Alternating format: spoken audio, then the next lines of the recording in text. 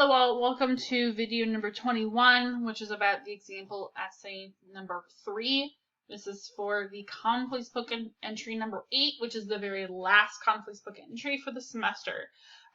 You should read the entire essay and find, again, 3 quotes that are interesting to you and expand on them, think critically about them, think about what they could remind you of, similar to all the other complex book entries. When I was thinking about, a lot of the previous writing we've been doing this past semester, I want to talk a little bit about being specific with language, how to kind of lead up to a thesis. Use this essay example as a way to think about how you might write your own essay, but it's not the only way to write an essay. This particular student that wrote this essay spent a lot of time trying to figure out what their text they were going to analyze for essay number 3 was. They ended up on a short animated film called Alike, which is very short, but they wanted to analyze it. They spent quite a few weeks trying to figure out what would work best for them. Okay, what text would work best to analyze for them. And when they settled on Alike, the floodgates open and it really worked out for them. So sometimes it might take a lot of brainstorming, figuring out what the right text is for you to analyze. Sometimes you might know, but you're having some time figuring out what that thesis might be. So for this particular student from a few years ago, once they figured out that it was Alike, everything kind of fell into place with the invention number 2 and everything else. Okay. So notice that their introduction builds into a thesis. So they say, in our society, we are taught at a young age that to succeed in life, we must conform to unrealistic expectations people have upon our society. That we must go to school, get good grades, and move on to a job from 9 to 5. So notice that in the first sentence, there are some places that they could be a little bit more specific. For example, what do they mean by our society? How might they be talking about what they're referring to when they say a young age? But in the next sentence, what I like is they dive into that. School, grades, 9 to 5 job, and they're specific about what that success might look like. I do still want to know what our society means. They say our society has stripped people of individuality and creativity. Our society does not accept everyday people. So there's a little bit of repetition. They use our society a lot, so they could potentially find new ways of saying something, being specific about that, so they are a little bit repetitive. The simple reasoning behind this is that when people aren't conforming, they become more difficult to categorize and aren't able to fit into their figurative boxes. The short animated film Alike shows exactly what depiction of society by showing the real aspects of our repetitive society without sugarcoating it. Children are born with curiosity about the world, begin their lives creating hopes and dreams, but as society gets a hold of these children, they strip them of their innocence and imposes their values to have and what thoughts are feel acceptable. They are taught to work and money above their happiness. So this isn't really showing a thesis quite yet. Again, your thesis can be somewhere in the first paragraph, it could be in the second paragraph. What this first paragraph is doing is try to set up what the text is, talk about what it's about, and how it's relevant to real life, okay? And so kind of showing their own reader the context about what it is. And there are some language issues. They could be more specific in places, which I think is excellent to point out and to help you with your own essay. But I do think this is way more specific than it could be. But again, a little bit repetitive language could be more specific in those places as well.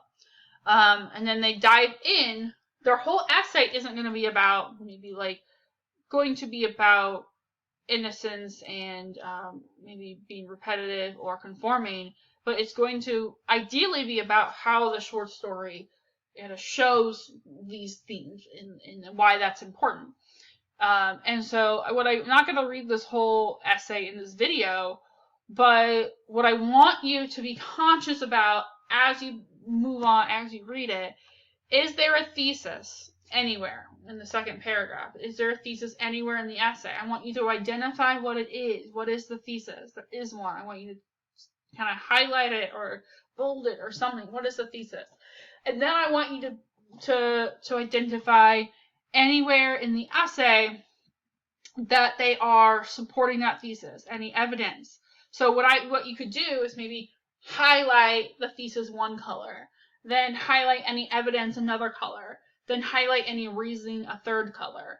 And so you can see how exactly they're supporting that thesis. So there's the what, there's the information, the evidence, that hopefully the descriptions from that outside source, and from that alike, that short story, and also the one outside source that you want to find information from as well.